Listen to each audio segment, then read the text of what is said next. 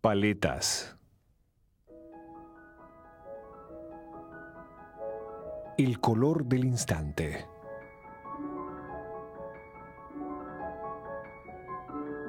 Claude Monet, 1840-1926.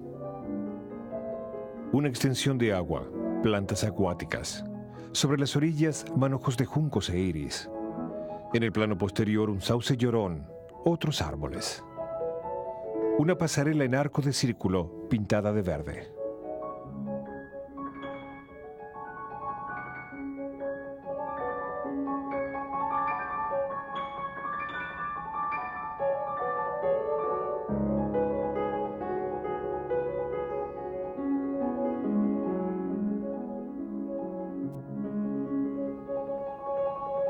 «1883, en el Valle del Sena, cerca de Vernon, Claude Monet descubre el pueblo de Giverny. Allí alquila la casa del lagar. A los 43 años, el pintor tiene ya una obra importante detrás de sí.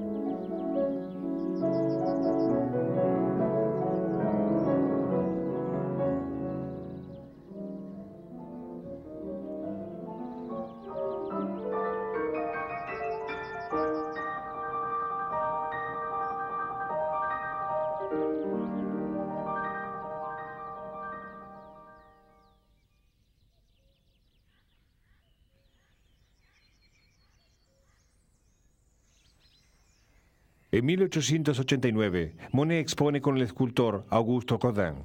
En esa época, vende muy bien sus telas y conoce la holgura. En 1890 compra la casa de Giverny. Vive allí con Alice Rochdet, a quien desposará más tarde. Monet permanecerá en Giverny durante 43 años, hasta su muerte en 1926.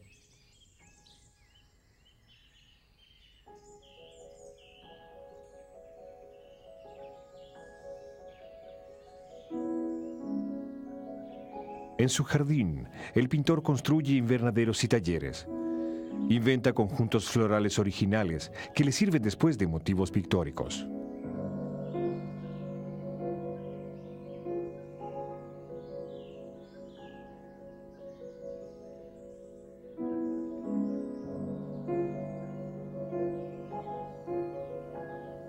En 1893, Monet hace comenzar los trabajos en la parte sur del jardín, situada entre la línea del ferrocarril, hoy en día reemplazada por una ruta, y el Ru, un brazo del Lepte.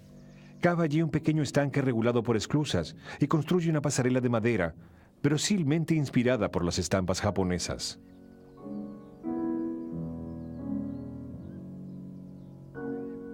Entre 1896 y 1916, Monet compra otras parcelas de terreno.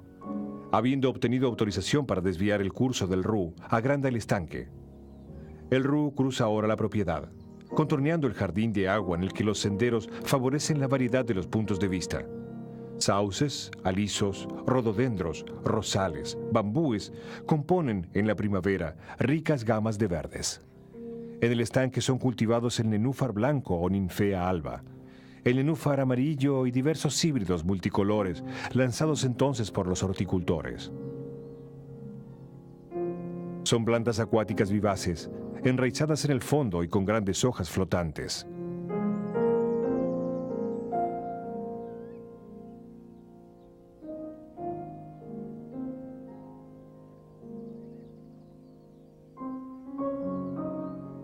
Monet hará cubrir de glicinas el puente abovedado, tal vez también una reminiscencia de las estampas japonesas que coleccionaba.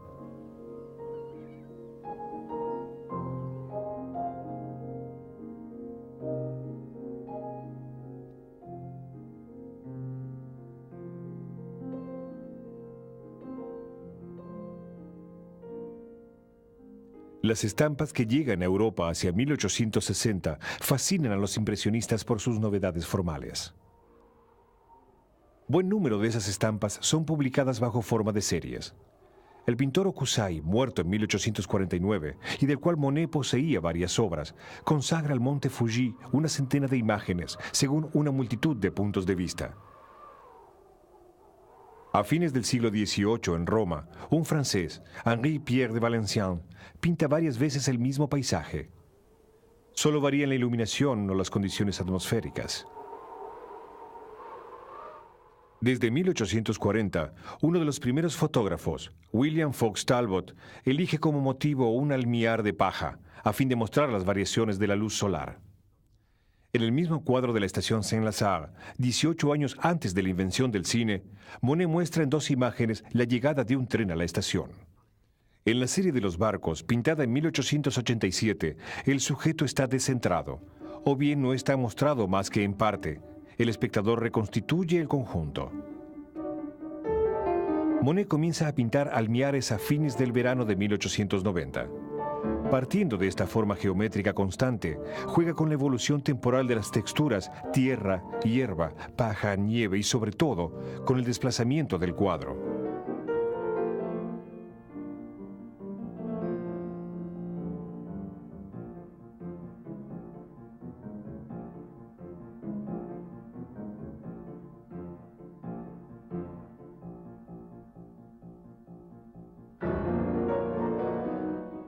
Las alineaciones de álamos que el pintor observa el año siguiente al borde del Epte son pretexto de numerosas variaciones, gamas de color, reflejos en el agua, oposición entre las curvas de las riberas y la verticalidad de los árboles, geometrización del espacio.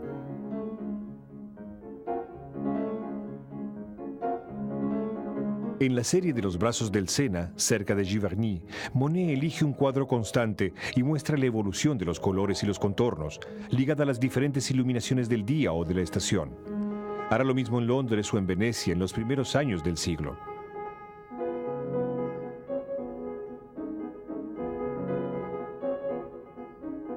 Con la serie Catedral de Rouen, pintada en 1892 y 1893, Monet intenta captar cada metamorfosis de la luz.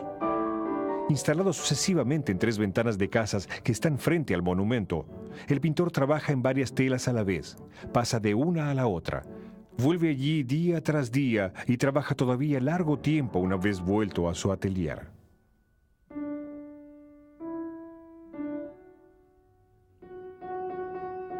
Me torno de una tal lentitud trabajando que me desespera, pero más lo hago, más veo que es necesario trabajar mucho para lograr expresar lo que busco.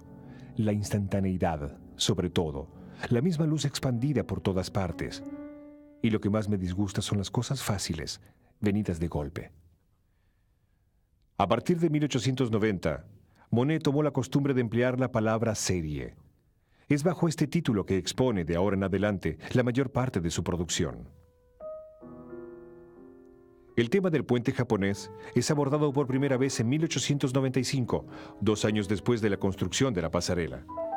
Las primeras telas muestran el pequeño estanque del primer plano, el puente detrás, vistos según un eje este-oeste.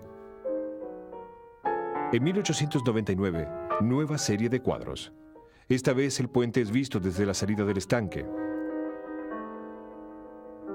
El formato es aproximadamente un cuadrado de 90 centímetros de lado, con ligeras fluctuaciones según las telas. El cuadro se ha apretado, cortando las 2 extremidades del puente. 4 pares de balaustradas, entre 7, son aparentes. No hay diferencias notables en la perspectiva de estas balaustradas. El pintor se ha mantenido, pues, siempre en el mismo lugar. 2 fotografías tomadas en esa época en el eje del estanque muestran una, la especie de taller al aire libre que Monet se había armado, y la otra, la vista exacta que tenía el pintor desde este lugar. Sobre la orilla del estanque se puede ubicar hoy en día la posición precisa que él ocupaba. En 1900, Monet rehace una nueva serie. El cuadro se desplaza hacia la izquierda. Juncos e iris son más importantes. La pasarela ya no está cortada simétricamente. Varias telas muestran el sendero al borde del agua y una modificación en el cielo. Todos estos cuadros de 1899 y 1900 están titulados Estanques de Ninfeas y a veces con un subtítulo, Armonía Verde o Armonía Rosa. En 1905, después de la ampliación del estanque, Monet ejecuta una pequeña serie de 3 estanques de ninfeas. El puente es visto desde más lejos, desde el otro extremo del estanque. Una de las telas entra en un decorado de teatro para Sacha Guitry. Se ignora a qué colecciones pertenecen hoy en día esas 3 telas. Monet no vuelve al puente más que en 1918, con formatos rectangulares de 1 metro por 2. Entre tanto, la pasarela ha sido cubierta de bóvedas de glicinas. La orientación es la misma que la de la serie de 1899. Ha brotado un sauce en el primer plano a la derecha. En fin, entre 1919 y 1924, Monet trata de nuevo el puente en un formato próximo al cuadrado. Los tintes son violentos, con frecuencia transportados. Las telas están tituladas El puente japonés.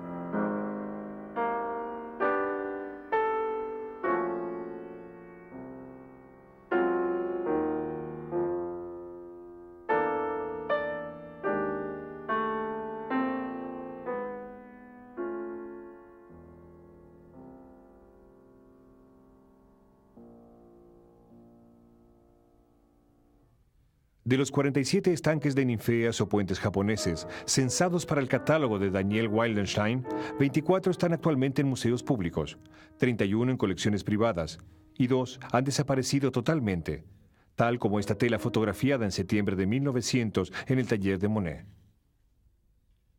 A diferencia de los pintores de las generaciones precedentes, los impresionistas refuerzan la claridad de sus cuadros y la armonía tonal luminosa con el empleo de fondos muy claros. Una sola capa de enduido les permite conservar la estructura graneada de la tela, sobre la cual la pincelada se fija sólidamente. En las pinturas en tubo de la época, el aceite de clavel ha reemplazado con frecuencia el aceite de lino, al que se le reprochaba el amarillarse. El clavel da una textura más cremosa y guarda la traza del pincel. Como seca más lentamente, es fácil de trabajar al fresco o de retocar. Pero este aceite indispensable es a veces una molestia para los pintores. Un sol parece más oscuro cuando está mojado. Las moléculas de agua permiten a la luz penetrar más profundamente en las capas de la materia. La luz reflejada hacia el ojo está así más saturada en color. Un pigmento está más oscuro y más saturado en color cuando está embebido en aceite. A fin de obtener tonos mates y claros, próximos al pastel, Degas o Monet eliminan una parte del aceite, dejando descansar sus colores sobre hojas de papel secante. Ellos los diluyen después con esencia de trementina, que se evapora rápidamente. Por las mismas razones, las telas una vez pintadas no son barnizadas.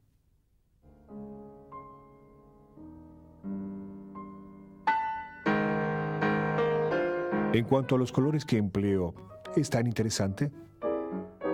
Yo no lo creo, ya que se lo puede hacer más luminoso y mejor con otra paleta. El gran punto está en saber servirse de los colores, cuya elección no es en suma más que asunto de hábito.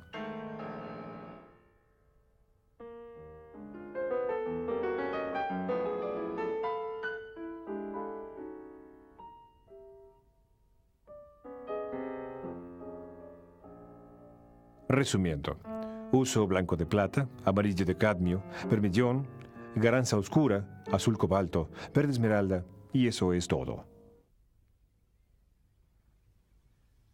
La serie de los estanques de ninfeas pone en escena 4 elementos de decoración: el puente, los follajes, el agua y los nenúfares. En la pintura de Monet los puentes abundan. En la Belle Époque, el puente es a menudo símbolo de la industria conquistadora. Desde siempre ha estado unido al lazo social, a la comunicación. El puente es lo que une a lugares y hombres, lo que hace pasar de un país a otro, de una vida a la otra. El puente de Giverny, que en el jardín no tiene más que una función decorativa, se torna en las telas en el tema principal. Separa el cuadro en 2 zonas. Opone sus texturas duras, manufacturadas, a las texturas más suaves que el resto de la decoración. Flores y plantas ofrecen al pintor formas muy organizadas, ya que están desarrolladas a partir de esquemas de crecimiento riguroso, y al mismo tiempo aleatorias, ya que están sometidas a los caprichos del viento y a los juegos de la luz. Sus masas brutas y movientes evocan la fluidez de la materia, la perpetua metamorfosis de las formas, el deslizarse del tiempo. El agua es también materia amorfa. Ella es a veces puro espejo, reflejando las masas movientes de los follajes o la de las nubes, otra materia maleable y móvil. El reflejo redobla la imagen, la repite embrollándola y transmite las formas netas en manchas de colores. Es también uno de los temas principales de Monet. Entre el mundo aéreo y móvil de los follajes y el mundo denso de las aguas dormidas, tres plantas aseguran la unión: los juncos, los iris y los nenúfares. Los tres arraigan en la tierra, pero no brotan más que en un medio acuático. Las tres son plantas de orígenes mitológicos.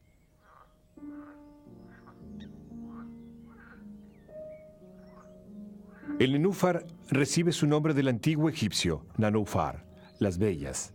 La flor que se abre a la mañana y se cierra a la noche simbolizaba el nacimiento del mundo a partir de lo húmedo. En la época moderna, la palabra nenúfar tiene una resonancia considerada como más bien lúgubre. En la poesía romántica, en Théophile Gautier o Victor Hugo, él está asociado a la muerte. Mallarmé lo restituye a la plena luz. Por razones no dilucidadas, Monet abandona el nombre de la flor y lo sustituye por el más científico de un subgrupo de nenúfares, la ninfea. A causa del pintor, el uso de este nombre domina hoy en día. Las ninfeas o ninfas eran divinidades de las aguas claras, fuentes y fontanas. Una de ellas se ahogó por amor a Hércules y volvió bajo la forma de una flor flotando sobre las aguas. Iris y ninfeas son muy frecuentes en el arte decorativo de la época. Monet hace de ellas un uso distinto.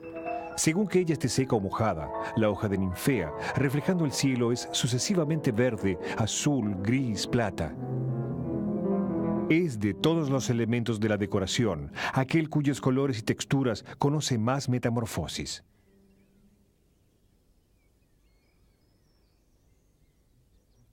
A pesar de ser evidente el abandonar las reglas de la representación clásica, los estanques de ninfeas son muy estructurados. Simetría, equilibrio de las masas y hasta la perspectiva son en ellos bastante marcados. De cerca, las formas parecen muy revueltas, los colores muy vivos. A una cierta distancia las formas se recomponen, los colores se organizan en una armonía dominante.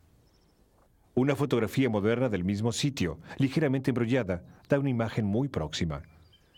Esos fenómenos ópticos están ligados al uso muy particular que hace Monet de numerosas clases de pinceladas independientes. En la armonía verde, bajo algunos toques de colores vivos, se adivinan otros de color más claro. Monet constituyó primero una preparación general con pinceladas claras, destinadas a crear una textura espesa. A esta textura, una vez seca, él aplicó pinceladas de color para el modelaje de las formas o bien para la ubicación de las luces.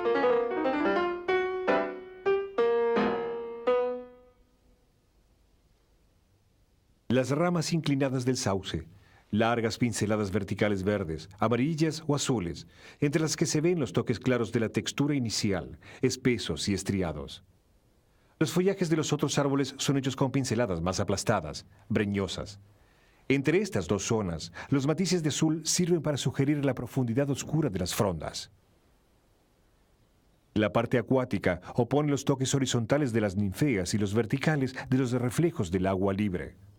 Las flores son evocadas por pequeños toques aplastados a puntas de pincel. Los toques horizontales o verticales, grandes en el primer plano, van disminuyendo hacia el fondo de la extensión de agua, creando una ilusión de alejamiento. El reflejo del puente, que no muestra más que su parte inferior, por lo tanto a la sombra, está tratado con una fuerte densidad de toques violáceos. En la armonía rosa, Monet hace también uso de pinceladas mixtas. Dos colores son tomados juntos sobre la paleta y extendidos así.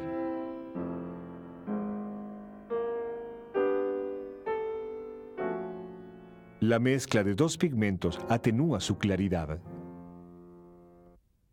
Por el contrario, su yuxtaposición permite conservar su estallido y su mezcla óptica crea un efecto luminoso diferente. La mezcla vermellón y blanco permite a Monet dar forma a varias ninfeas de un solo golpe de pincel. A la izquierda, el manojo de juncos es dado primero por una textura apretada de trazos rojos, amarillo oscuro y verde oscuro, sobre la que aparecen acentos luminosos. Estos han sido obtenidos ya sea por la punta de un pincel rápido y muy cargado con un único color claro, a veces con dos, o sea por el corte de un pequeño cuchillo de paleta.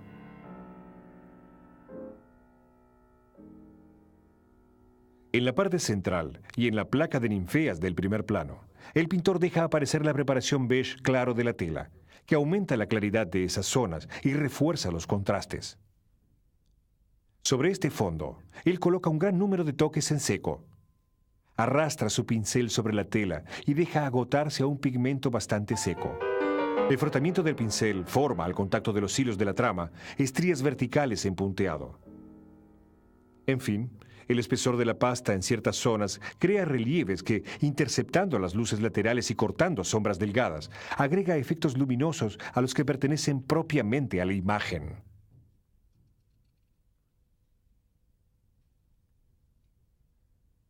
Cuando salen para pintar, ensayen el olvidar qué objetos tienen delante de ustedes. Un árbol, una casa, un campo, lo que sea. Piensen solamente esto. He aquí un pequeño cuadrado azul, rosa, un óvalo verde, una raya amarilla y píntenlos exactamente como se les parecen. La serie de los puentes japoneses da una impresión de espontaneidad, de extrema rapidez e incluso de descuido, de improvisación. Efecto lógico, ya que estas imágenes pretenden asir un instante luminoso fugitivo. Pero esta aparente rapidez no es más que un artificio, uno de los principales componentes del estilo de Monet. En un cuadrado de 10 centímetros de lado, en la parte central de la armonía rosa, se pueden contar 23 matices diferentes, repartidos en 180 toques de superficie. Reportando el conjunto de la tela, eso representa un total de alrededor de 15.000 toques superficiales.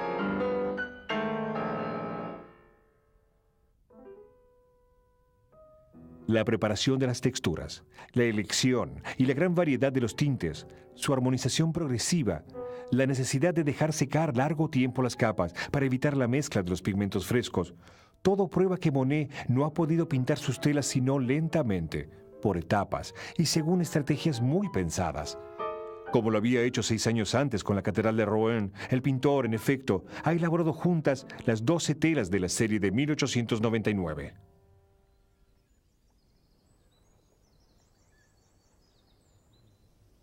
Trabajo en estas telas todo el día. Me las pasan una después de la otra.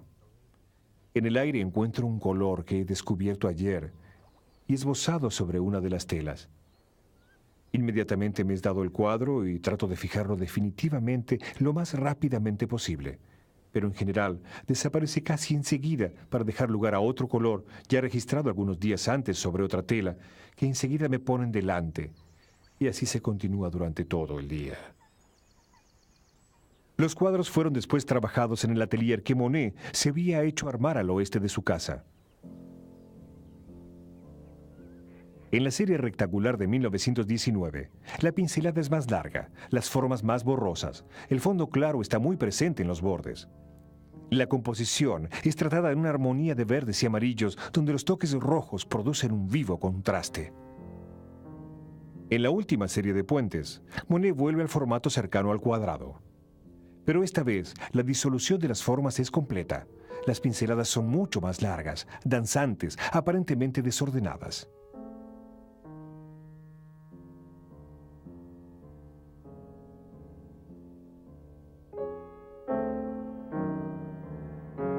Algunas telas son casi monocromas.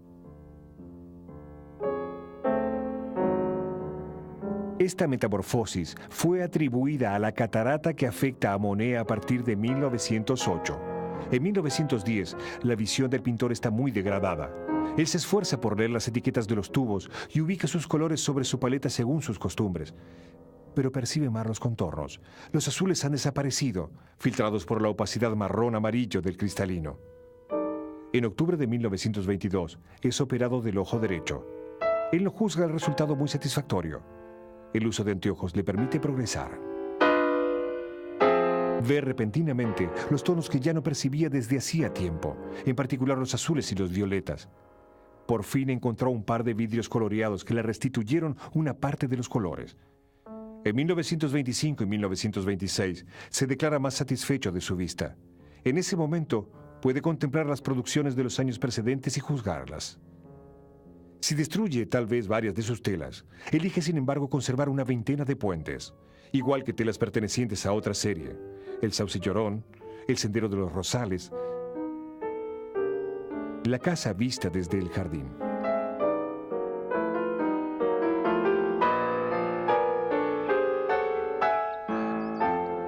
Que mis catedrales, mis Londres y otras telas sean hechas según la naturaleza o no, eso no le interesa a nadie y no tiene ninguna importancia. Conozco tantos pintores que pintan según la naturaleza y hacen cosas horribles. En 1895, Vasily Kandinsky ve un almiar de Monet en Moscú. Repentinamente, por primera vez en mi vida, me di cuenta de que miraba una verdadera pintura, dice. Algunos años más tarde, Piet Mondrian, fascinado por los almiares, los álamos, los catedrales de Monet, se consagra a estos mismos temas y deriva poco a poco hacia los motivos geométricos. En cuanto al principio de las series lanzadas por Monet, se reencontrará también en otros pintores, en algunas fotografías y hasta en escultores. Sepan que estoy absorbido por el trabajo. Esos paisajes de agua y de reflejos se han vuelto una obsesión. Está más allá de mis fuerzas de anciano y deseo, no obstante, llegar a entregar lo que siento. He destruido obras. Recomienzo ahora y espero que de tantos esfuerzos salga algo. En paralelo con los puentes, la ninfea está en el centro de varias series de vistas que se hunden en el estanque. El pintor no juega más que con los reflejos, las nubes, la transparencia o la opacidad, los colores.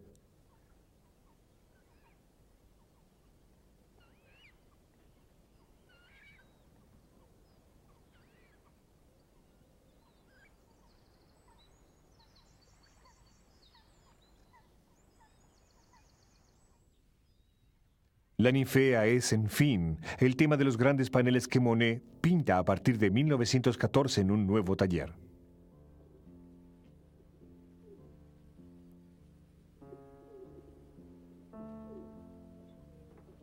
El día siguiente del armisticio de 1918, decide ofrecer esos paneles al Estado. En 1921, su amigo Georges Clemenceau, que acaba de retirarse de la vida política, propone a Monet instalarlos en el invernadero de las Tullerías. Después de diversos proyectos de instalación, se construyen dos salas de forma oval. Ellas son inauguradas en mayo de 1927, 5 meses después de la muerte del pintor. La pintura lisa con contornos bien delimitados daba al espectador la imagen de un mundo homogéneo, cerrado y terminado. El mundo impresionista no está compuesto solamente de objetos sólidos. Él tiene la imagen del nuevo espíritu científico. Se disgregan corpúsculos, se baña en un campo de ondas, es infinito, desborda de su cuadro. La luz impone una nueva lógica, disuelve las formas, transforma los colores de las cosas, los de sus sombras. De allí la predilección de Monet por las manchas, los reflejos y las mezclas de colores arbitrarios que ellas provocan. Los contrastes brutales, los espacios o los volúmenes informales, humos, nieblas, nubes, nieve, hielo, follajes. El tema es pura sensación luminosa, nace del color. Es la pincelada átomo quien lo dibuja, lo esculpe, lo recompone.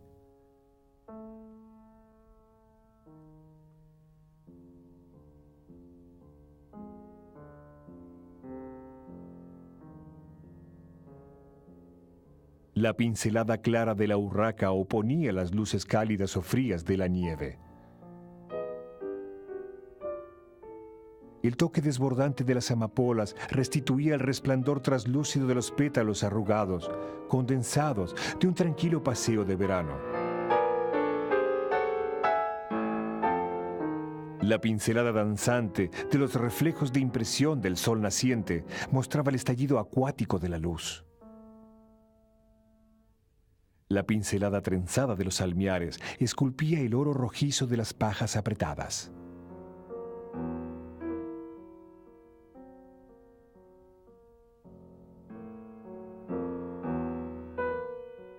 La pasta seca, espesa, de las catedrales engendraba piedra y mortero.